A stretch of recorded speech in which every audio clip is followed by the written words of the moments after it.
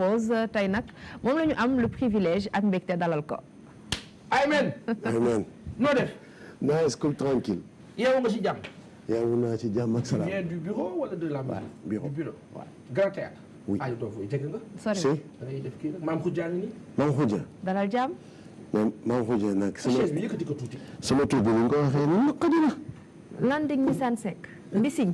Mbissine. Mbissine. Gisi man maa ko jubloo maa ko ne Mbissane man la de. c'est-à-dire au fait Mbissane tur la. mais c'est Landing Bessane. ah Mbissane.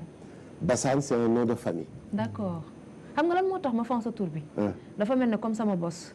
c'est des noms qui n'ont pas subi de colonisation. oui. ceeb yi la. voilà bu ñu wax authenticité rek ñoo gën authentique. ñoom Déthié Khoudia. Landing. waaye. ñoxor ay Numbe. Numbe. Ndate. Major. c'est ça. waaye c'est des ceeb yu jëkk yi. donc c'est-à-dire au fait au-delà de ceddo suñu tur la quoi ñun ñoo ko moom. amul benn parce colonisation. que nous on a été après on a été colonisé par les noms arabes quoi.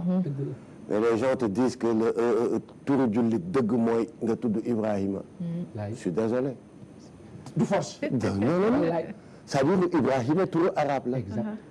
exact. Landing Déthié turu olof la. waaw. et on en est fiers. trop fier même. voilà donc mbokk yi gis ngeen suñu gan gi ñu am tey xam naa émission bi dina ci dugal quelques punchlines mënul ñàkk. si ñu bàyyi ko mu nuyoo. maa ngi nuyu d'abord Khoudia. on commence d'abord à saluer par les dames. ah c'est gentil. donc ñu ngi lay nuyu te di la wax ni macha allah fi nga ko jàpp foofu la. en tout cas vous êtes apprécié par les Sénégalais. merci beaucoup. ci sell gi ngay teg émission bi ci yoon. ni nga koy defee macha allah donc yàlla xeeb dolli. amiin mu jëm kanam. apprécie. Baye Assane qui est mon doomu baay. oui. donc voilà j'ai pas besoin de dire. wallaay. parler beaucoup de choses sur moom. mu nekk quelqu'un boo xamante ni dama ko naw et cela ne date pas d'aujourd'hui lu yàgg la. moo ko bokk. Baye Assane képp kuy musicien. mënuloo taxaw waat ni ñaqalu la wala sonnalu la wala teewalu la ci benn situation. moo ko bokk. donc moom avec surtout ñi nga xamante ni dañu nekk ci le monde de la culture foofu la jaar ak képp nag laa la wax. en commençant par le grand Youssou. moo ko bokk. ba ci ki commencé démb. du mës a jógee génne loxoom ci culture du mës a génne loxoom ci li nga xamante ni aussi mooy la patrie. c'est un vrai patriote. ça c'est sûr. c'est un vrai patriote. moo ko bokk. day jël engagement bu waree jël engagement day jël position bu waree jël position. jërëjëf. et c'est ça qu'on veut quoi. vraiment Baye Assane. moo ko bokk. macha allah. dañuy am mbégte saa su ne suñu amee gan. mu lay waxal lu baax ndax mbégte RTS la. suñu la bokk. lu nu waxal gënee nañu ko. waaw noonu gën. ndax gis nañ combat yi mu xamante ne mëne na ko alors que c'était des moments très durs ñoom ni ñu commencé di nekk ci activisme. yaakaar naa ne ci ñu bari ci ñun. lu bees la woon. alors ñu bari comprendre ñu woon seen message mais ca pandaw ga. yaakaar naa ne askan wi nangul nañ leen. waaw sant yàlla et damay seetaan damay déglu à chaque fois Ousmane Sonko dans ses discours. mu naan boo bëggee yegg fa nga jëm il faut que tu t'armes de patience. mooy première arme bi nga xamante ni boo ko amee rek. après la compréhension va venir. di nga xam ni que ni fii laa jëm mais yoon bi lii ak lii ak lii la. mais le plus important mooy que ni tu as un objectif. et sois convaincu que cet objectif ci kàttanu yàlla ak mbaaxam di nga ko atteindre. parce que y a tout le temps une solution ci lépp lu mun a am. ça c'est sûr. loo jàpp too bàyyi rek. su yàggee dina dagg. et mon père me disait que gileem jaruta solal coquette. ndax njool na ba noppi. il me disait ça souvent. donc mbir balaa nga ciy dugg il faut d'abord que tu t'armes de conviction. biñ ciy dugg c'était à l'âge de 16 ans. c'était en 96. c'était dur. c'était trop dur. et quand on le faisait parce que la région où on habite Kaolack. il y avait voilà comme li fi mës a am. et il fallait vraiment pointer du doigt. il fallait s'impliquer. Il fallait taxaw jël suñu destin en main. En tout cas, on avait décidé en 1996 de ne plus être des suivistes ou des spectateurs, mais des acteurs. dugal suñu loxo carrément ci ni Kaolack di doxee. Mais comment? foofu ngeen njëkk a ñemee kaso. On a choisi. mooy Koutal. non prison bu kii bu Kaolack mag bu Kaolack. D'accord. mag bu Kaolack on n'a pas fait on n'a jamais fait Koutal. Yàlla buñ ko def. parce que xam nga kaso moom. je vais te dire une chose ah. dafa nekk loo xamante ni bu ci kenn naagu. te sur 100 détenus. moi je te dis que ni les 80 sont des innocents. Les 80 sont des innocents. waaw donc moo tax bu ci kenn naagu. jombul ku ne. jombul kenn quoi. waaw moo tax ma ne on n'a jamais fait Koutal te yàlla bu ñu ko def. amiin. donc ci naka noonu. ci la ñu créé suñu groupe de rap man ak Thiat. et on a commencé à dénoncer. def un morceau qui s'appelait Gros Village. ci refrain bi ñu doon expliquer xool asamaan jarul buuxante Kaolack am na gerte am na coton am na xorom lépp lu jëm ci koom-koom ana lan moo ko teree naat ñiy jiite ñoo doy waar wala dañu fonkul bon on l'avait pas dit comme ça comme on est à la télé donc naan di tey xam nañ quoi dañu xoromoon quoi voilà alors mu nekk ñu doon dénoncer manque d'infrastructure, la gestion gabégique. On avait un maire boo xamante ni il était presque un baron. Personne n'osait piper mot. Arrogance. bu ñu waxee bu nit ñi waxaan mu ne leen nan laay defaree Kaolack te ku fi judd ma ngénte la wala ku sa waajur di jël soxna ma ceetal ko. C'était ça sa réponse donc mu nekkoon loo xamante ni vraiment doy na waar. Effectivement tamit parce que période boobu. ñun ñu jàppee woon un maire mooy ils viennent solliciter indil ko ordonnance indil ko dama am ngénte dama am ceet loolu lañ ko jàppee woon c'est ça alors que ñun ñu ne non on n'attend pas ça d'une autorité ou d'un élu li ñuy xaar ci yow mooy que ni nattal nañ la un budget nous voulons benn cadre de vie boo xamante ni voilà dafay nekk lu kii quoi mucc ayib nous voulons des infrastructures nous voulons des routes nous voulons que tu nous représentes ñu am des usines yoo xamante ni dignes pour que booy xool Kaolack la dawal moto xewee Kaolack la dawal moto xewee te pourtant Kaolack était parti pour nekk la capitale du Sénégal ville Carrefour booy xool ci vision 2050 bi moom Kaolack mooy pôle centre maanaam boo jëlee Sine Saloum Ndoukoumane Kaolack la ñu def pôle centre parce que à partir de Kaolack on peut régler le problème du Sénégal Kaolack moom moo frontalier ak 4 pays muy Gambie Mali Guinée etc quoi donc Kaolack nekk vraiment ba Casamance Kaolack nekk un poumon boo xamante ni tey jii nii Sénégal mënoon na fa jaaree am indépendance bi ñuy wax ci lépp nag ba pare voilà ñu gisoon ni loolu port merci beaucoup port bi ba pare c'est-à-dire ñun Kaolack malheureusement dañu mos a am ay njiit yu doy waar est-ce que xam nga ni le port de Foundiougne pour Kaolack la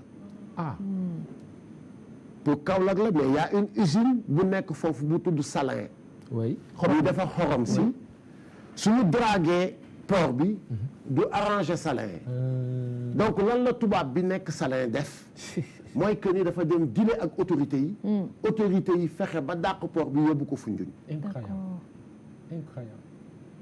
est-ce que waa Kaolack ils sont au courant de cela Salin nekk une usine boo xamante ni dafay exploiter njaayum jaam mu ngi foofu man Salin liggéey naa fa journalier depuis que Salin est Salin amul kenn ku mun a taxaw ne la embauché nañ la Salin ngay liggéeyee ils embauchent pas journalier la ñuy jël te depuis que Salin man maa ngi fa commencé maa ngi fa doon liggéey 96 97 maa ngi doon fayeeku bu dee bëccëg bi sol saako xorom paquetage ak affaire yooyu maa ngi doon fayeeku bu dee bëccëg bi 2200 bu dee guddi gi kaaru guddi ñu fay ma 3000 prime de panier et cetera. ñaata saako ngay roñ. mais da ngay c'est-à-dire yaa ngi xëy 6 heures du matin.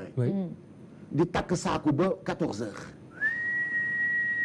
njaayum jaam dëgg moo am salaire mais loolu sama xeex la te ci kàttanu yàlla ak mbaaxam j'attends que les législatives jeex. incha allah ma engagé ko. exploité doomu aadama yi d'une exploitation bu doy waar bu jéggi dayoo. ci RSE. Salin kenn gisul loxoom ci Kaolack. Salin maanaam amaluñu njëriñ benn Kaolack waa amaluñu njëriñ Kaolack ci boppam. donc du coup yu bëree bëri yoo xamante ni.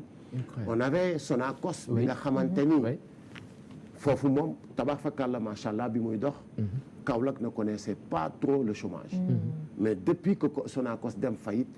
ci la Kaolack waaye xam sax di génn nag affaire yooyu. parce que Sonacos quand ça marché tabax fakàlla macha allah liggéey naa fa. en tant que saisonnier. je travaillais 7 mois sur 12. après ma jël congé. am ñeneen ñu ñëw def beneen saison.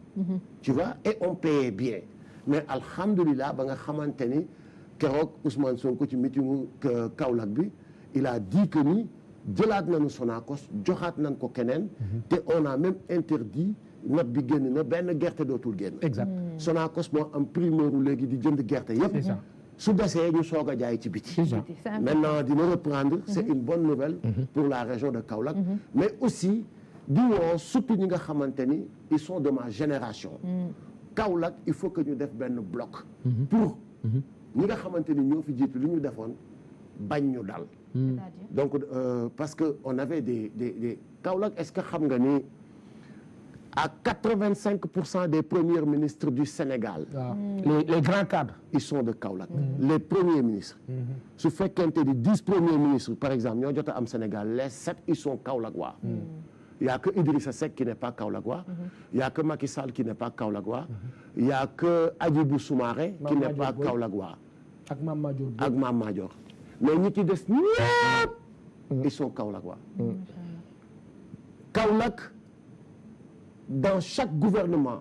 daan na am au moins un premier ministre ak un autre ministre. qui habite à Kaolack. et beaucoup de DG beaucoup de PCA et cetera et cetera. te ñoom wàllu jooju la ba tey. mais ils n'ont jamais défendu la région. ba ci Moustapha Ba bi fi jógee yàlla na ko yàlla yërëm vraiment. exact non dégguloo ma ne la. mais malheureusement. waa Kaolack duñ ci gis seen bopp. mais musuñ ci gis seen bopp. c'est dommage mais il faut que ñu taxaw ci nomination bi. d'abord ñu ngi la ci féliciter. président du conseil d'administration c'est pas évident. alors dañu gis yeneen direction yi bu ñu ñëwee dañuy def bilan. wax gestion bi ñu fa fekkoon.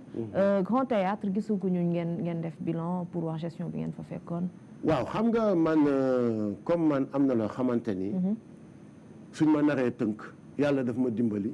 mën naa jël beneen casquette. parce que man dama bëri casquette. am na ci benn boo xam ne intéressé na ma. waaw nee naa leen. su dee PCA wu grand théâtre bi. day yem grand théâtre. mais su ma toogee fii Salimto. beneen casquette bi laay sol. waaw. damay sol casquette entrepreneur bi. sol casquette activiste bi. non pas activiste militant bi. sol casquette PCA bi. nga xam je vais me permettre.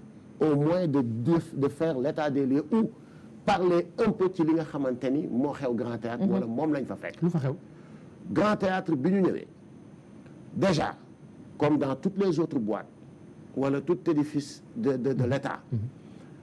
Grand Théâtre nous avons trouvé un personnel pléthorique. Grand Théâtre bi waroon a am 45 personnes. On s'est retrouvé avec un Grand Théâtre de plus de 100 personnes. C'est grave ça. CDI. ñëpp. fu salaire bi jógee. Nous avons une subvention de 700 millions qui était au début 1,3 milliard. Vu que tamit ñi ngi ko doon jox xamuñu c'est quoi la mission du théâtre état wàññi ko ba 700 millions. Suñu masse salariale c'est 640 millions. Non. Il nous reste après 60 millions. ak li ñuy gagné ci location de salle beeg esplanade beeg affaire yooyu pour mën a def l'entretien ak yenn besoin grand théâtre. Alors que grand théâtre benn poumon c'est le poumon de la culture. C'est une institution importante boo xamante ni si toutefois que ñu ngi ko jox xam c'est quoi sa mission. Le Grand Théâtre peut régler la moitié ou 60% des problèmes de la culture sénégalaise. Parce que dafa bëri Grand Théâtre dafa bëri. Tentacule. Merci beaucoup. dafa bëri tentacule. Mais malheureusement voilà. C'est terrible. dañ ko doon jox ñoo xamante ni juste pour les caser. léegi nu ngeen di def ak ñooñu. ñu ñuy def ak ñooñu donc voilà ñu ngi xool vraiment nan la ñuy def ak ñoom. Chose que j'ai pas même le droit de dévoiler ici mais ñu ngi xool daal ñu ngi def ak ñoom. parce que am na loo xamante ni mënta wéy. mais comme dañoo nekk ci dëkk boo xamante ni pour se victimiser c'est très rapide. donc dinañ leen ci jiitu. et je pense que c'est connu. sama yoon nekkul nag ci ku ñu fa dugal victime la. c'est une victime. parce que tey jii Baye Assane. ñu dénk la dara. nga profitool ci sa jabar wala nga profitool ci sa xarit. wala nga profitool ci sa rak. je ne vais pas attaquer ta femme bi nga fa profitool ou mais yow mi ko def la ñu war a attaquer. Ça, c'est sûr. parce que ñoom dañ leen woo ne leen kaay leen ñu kaay leen ma jël leen ngeen liggéey defaral leen CDI. moo xam ci liñ leen di jël qualifié nañ ci ou pas seen yoon nekku ci. donc il faut. voilà nga xam ni ñooñu moom c'est des victimes. Grand Théâtre parc bi nga xamante ni Abdoulaye Wade daf ko jëloon réservé ko pour ses 7 merveilles. waaw bi ñu fa defee musée de la civilisation noire. def fa Grand Théâtre. mu desoon de l'espace. ba jaayuñu ko. dañ koo jaay. Batimat fii mu nekk. Batimat. fii mu nekk Grand Théâtre moo ko moom. waaw. Canal Olympia fi mu nekk. Grand Théâtre moo ko moom ñu jaay ko Bolloré. Batimat xam nga fi mu nekk moo ne woon CNTS. waaw Ablaye Wade à l'époque avait dédommagé à la CNTS à hauteur de 800 millions. pour ñu cédé kii bi ñu boole ko ci espace bi pour ñu boole ko ci. dañ ko jaay. biñ toogee tuuti xam kii nii bi gars yi fi jóge ci lañ ko jaay waa Batimat. Canal Olympia ñu jaay ko Bolloré. donc ñu fekk fa un grand théâtre ñu fekk un grand théâtre à terre. mais comme nous on se plaint pas te bi ñuy jël réew mi xamoon nañ as tuut ñu yàqu na. mais on savait pas que c'était à ce point. mais alhamdulilah tabaar fakàlla on va pas se plaindre et nous allons relever le défi. yan ki ngeen nar a jël pour mën a delloowaat grand théâtre li mu moom est-ce que vous comptez partir en justice est-ce que tamit les autorités yëg nañ information yooyu. oui le premier ministre li ma mujjee wax nii mu ngi ci table am. espace bi nga xamante ni grand théâtre ko moom ñu jaay ko. mu ngi ci table am. te loolu moom ci kàttanu yàlla ak mbaaxam man j'en fais mon propre combat. j'en fais mon propre combat par force par la force dañ koy dellu. Canal Olympia moom bu yeboo ñu pare. Batimat tamit bu yeboo ñu commencé ut espace. te xam ni man ak ñoom au-delà de grand théâtre ak yooyu loolu ma gis ko ma gis ni lii yëfu Sénégal la Sénégal la ko moom. dinaa ci xeex ba cin war a damb ci cin. amul sax ma jikka ma dem. ndem je le faisais ci yenn kii yi à plus forte raison tey loo xamante ni nag. askan bi ne la jox nañ la pour que tu récupères sunu ay biens. je vais le faire. Inch'Allah. Des fois nga dégg gars yi ne non ça c'est pas le rôle du PCA oh PCA mu nga grand théâtre. man dafa am mbubb moo xamante ni moom lañ ma xamee. je me suis toujours battu. pour loo xamante ni un Sénégalais moo ko moom ñu jëlal ko à plus forte raison loo xamante ni 18 millions de Sénégalais ñoo ko moom ñu jëlal leen ko. alors donc buñ ma aayee rek ne ma PCA waru koo def. kilifa activiste kilifa militant def. alors yan jéego ngeen fas yéene tëral actuellement pour que grand théâtre mën a illuminer wu ci li nga xamante ne moo di wàllum culture déjà pour accessibilité bi pour artistes yi mais aussi pour public bi nga xamante ne ñoo fa fas yéene dugg yan politique ngeen bëgg a teg pour que liggéeyu grand théâtre mën a jëm kanam ak lan moo nekk rek seeni ay projet yoo leen fa bëgg a def. waaw bari na yàlla dafa def aussi.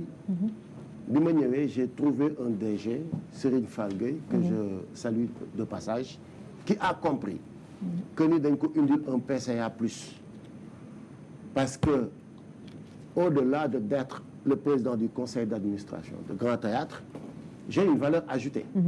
Je suis à la base artiste. Un artiste qui a fait presque le tour du monde 3 fois. Un artiste qui a eu à côtoyer beaucoup de grands artistes. Un artiste qui a joué sur beaucoup de scènes, beaucoup de festivals. Un artiste qui est en même temps entrepreneur. xam nan la ñuy monter spectacle, xam nan la ñuy créer de la production, xam nan la ñuy créer du contenu. Le Grand Théâtre, dans sa mission, à 75%, c'est la production. Et la production, quand on parle, nekkatul loo xamante ni tu attends que les gens viennent pour louer la salle. Loolu mooy aspect bi gën a loolu bu Grand Théâtre di chômer la war a am. Mais Grand Théâtre, normalement, ñun ñoo war a créer contenu, ñun ñoo war a créer production, ñun ñoo war a dem vers les artistes, ñun ñoo war a dem vers les populations. Sur ce, quand on l'a compris, avec le DG, ma ne ko de toute façon je vais mettre tout ce que j'ai à votre service pour ta réussite. ñu nekk di ci liggéey. Ce qu'on a fait d'abord en premier temps, c'est d'aller vraiment fekki ñi nga xamante ni dañ leen di wooye les légendes de la musique sénégalaise. fekki leen ci fi ñu ne waxtaan ak ñoom wax leen suñu politique wax leen lan la ñuy xaar ci ñoom ak lan lañ bëgg ci moom. gis nañ ko bi ñu ko def nañu ko ak Coumba Gawlo qui est une ambassadrice de Grand Théâtre. def nañu ko ak Viviane qui est aussi une ambassadrice de Grand Théâtre. On l'a fait avec Aladji Baba Mal qui est notre ambassadeur. démb rek ñu ngi déggante mu ngi Paris. wax fa am spectacle le 9 je pense. donc bi ñu demee seeti leen ne leen Grand Théâtre désormais bëggatul seq ak yéen am ak yéen rapport ngeen soxla salle bi ñëw pour louer. bëggatuñu am ak yéen rapport xaalis. Vous êtes des légendes, vous avez fait quelque chose dans ce pays et hors du pays. Donc on veut vous rendre hommage. dañu ñëw pour tàllal leen loxo pour ngeen jàpp ci Grand Théâtre bi nga xamante ni sénégalais yi ñoo ko moom. Et tu as quelqu'un comme Baba Mal tabax fakal la macha allah son carnet d'adresse. tabax fakal la macha allah la reconnaissance bi mu am ci àdduna bi. Ce que Baba a dit mooy que ni vous m'avez donné encore une nouvelle vie. parce que ñu sagalee ma fu ne. ñu sagalee ma suma réew sargalee ma suma réew moo ma ko gënal. mais je vous promets de mettre lépp lu ma am à la disposition du théâtre. sama carnet d'adresse sama ñenn ñi nga xamante ni ñëpp ils rêvent de venir ici. Et le Grand Théâtre est connu. dem ci ñi nga xamante ni aussi c'est les artistes comédiens. waxtaan ak ñoom. Baye Cheikh Seck déjà. ñu ngi am ak moom un théâtre projet sénégalais. Voilà théâtre vivant. ba pare fas yéene aussi chaque 3 mois incha allahu rabbi organiser ce qu'on appelle le Sine Saloum par exemple Ndoukoumane au Grand Théâtre. mu nekk une semaine boo xamante ni lépp luy artiste. nekk Saloum. nekk Sine nekk Ndoukoumane. dañuy ñëw au Grand Théâtre. boobu mën nañ ko wooyee le Grand Théâtre chez vous. nga xamante ni accès bi nga wax artistes yëpp xam ni ñoom ñoo ko moom. c'est ça nañu ñëw jël Grand Théâtre. toutes les régions représentées. toutes les régions représentées. soo dawalaatee 3 mois nga def le Fouta. au Grand Théâtre. loolu projet Sorano la de Sorano chez vous. loolu baax ñëpp ko bokk. anyway. et puis boo leen beralee loxo noonu artistes yu mag yi ñu ndaw ñi ba duñu gis seen bopp. non ñu ndaw ñeeg ñu mag ñeeg ñëpp. ba pare pour les artistes parce que organiser un concert. démb maa ngi ciy waxtaan ak Amadeuse qui est mon petit frère. parce que man ak grand frère am ñoo nekkoon à l'université Bamba. Amadeuse que je salue de passage. Un petit frère, un artiste mais hyper talentueux. Ah ça c'est sûr. Hyper mais machallah talentueux. ba pare nekk il est adorable. ba pare am style bu original. oui man c'est mon petit frère. c'est une pépite. parce que ma grand frère am ñoo nekkoon à l'université. machallah. ba tey grand frère am. nekk na ci ki nga xamante ni bokk na ci ñi njëkk a taxaw téye kër gi. son grand frère. c'est important Bamba Khadim. donc démb maa ngi ciy waxtaan ak moom ma ne ko un concert ça coûte cher. pour un concert boo xamante ni Amadeuse au Grand Théâtre. louer la salle mooy li ci gën a ndaw. louer la salle mooy li ci gën a ndaw. ma ne ko je parle par expérience. ñun bi ñuy def suñu concert bi ñuy fêter suñu 20 ans au Grand Théâtre. on avait dépensé plus de 30 millions. plus de 30 millions. et fii on sait que les sponsors même bu ñuy ñëw. ils ne viennent pas comme ni ñu war a ñëwee. turu maa ngi ñëw rek turu bokk naa la quoi. parce que musique bi nekkagul carrément industrie bi mu war a nekk. ba nga xamante ni un sponsor buy feeñ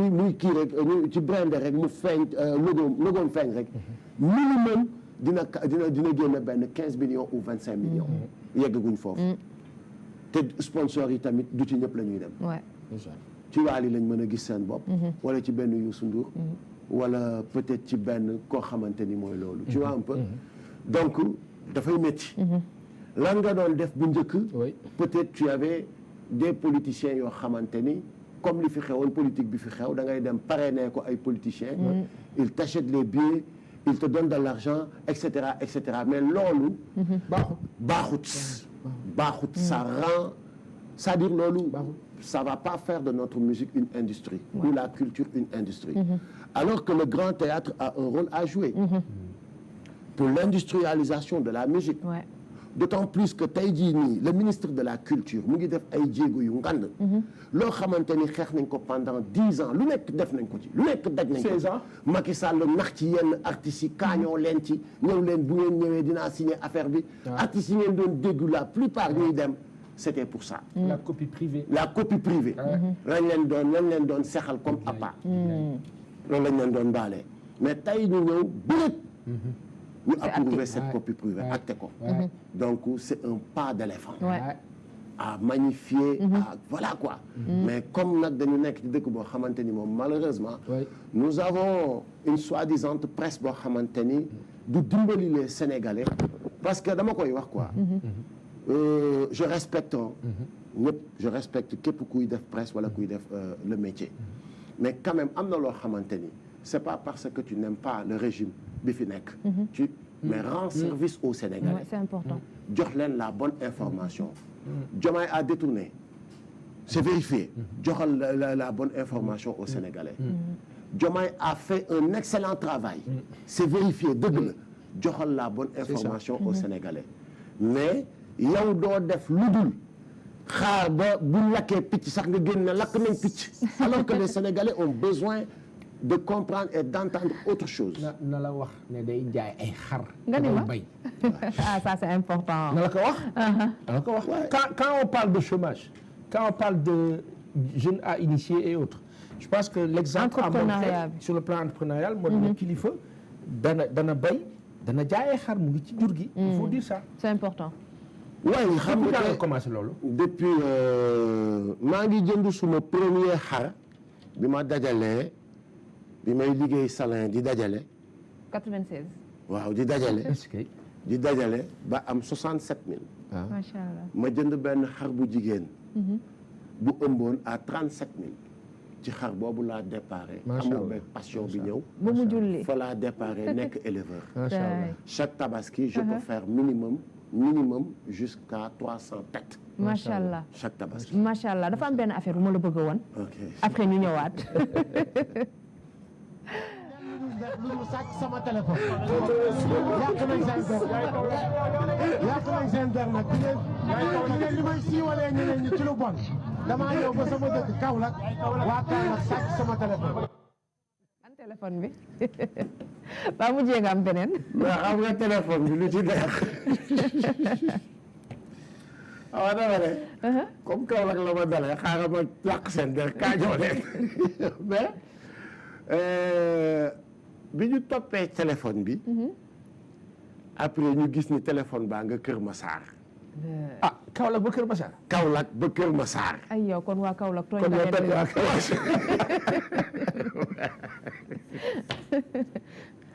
mais mu ngi Kër Massar te ba léegi mënuñ gis téléphone bi. waaw mu ngi Kër Massar. mais xam nga lu ci gaaw. mooy que ni vraiment. gis nga ñi naan ñi raas déem. wallaay ak ñi gaam. mais est-ce que xam nga ni sàcc yi dañuy xëy mais c'est profession lañ ko def dañuy xëy di topp les événements. ban diggante la. waaye ci chambre de commerce ba. te diggante affaire bu gaaw boo xamante da nga jékki-jékki dañ ko këf. sama poche laa ko dugal génn.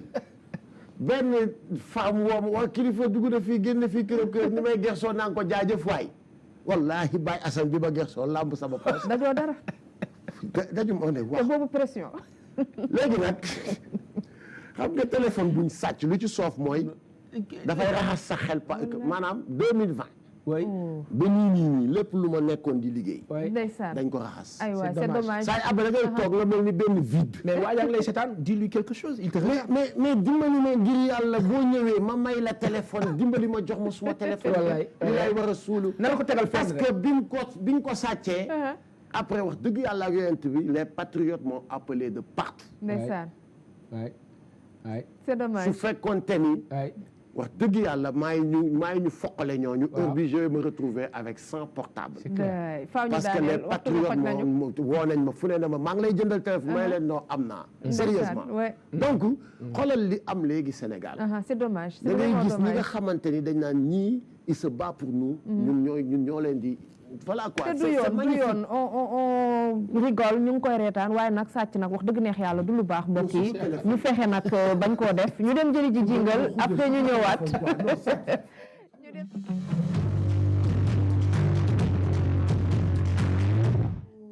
sàcc bi tas na yaakaaru kilifa waaye ñun nag du ñu tas seen yaakaar ndax waxtu wi su jotee dañ leen di jox li nga xamante ne moo di info utile doon xibaar bu leen di yitteel lool tey nag ñu fas yéene partagé ak yéen numéro bu SOS médecin ngeen mën leen a jot donc ci 33 889 15 15 ma bamtuwaat ko 33 889 15 15 pour SOS médecin boo leen soxlaa faju en urgence donc numéro boobu ngeen di contacter mbokk yi suñu egsee nag ci heure bi xam ngeen ne waxtu añ wi la donc nag da ngeen di déglu musique bu neex boobu ci suuf ñu nit ñu daal di leen présenter rek repas bi nga xamante ne homemade toggu maam suñu partenaire tey moom la ñu defaral alors tey nag cu la ñu am mbokk yi gis ngeen légumes yi ñeex bi sauce bi kaani gi lépp loo xamante ne rek day dem ci cu jën la donc voilà kilifa ba bëgg nga cu mais pas bu bulet ak bu yay jën yi de. yow ban nga bëgg. non cu yàpp xar. yow bëgg nga lu neex de Paasan waxtu wi mat na ñu tàggatoo. waaw. ba suba ak jàmm. Inch'Allah merci mon frère. jërëjëf. on est ensemble. woy bi. Salimto. xam nga bi xam nga ko yow. waaw.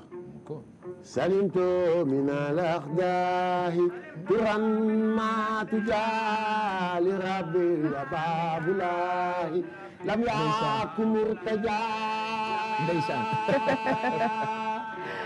salimto min al-aqdahi turan ma tujali rabbi wa babulahi lam yakum murtaja waaw macha allah noonu lañ leen di tàggoo mbokk yi Ramata Dem mu ngi ci studio Mamadou Diop fas yéene leen dégtal le journal télévisé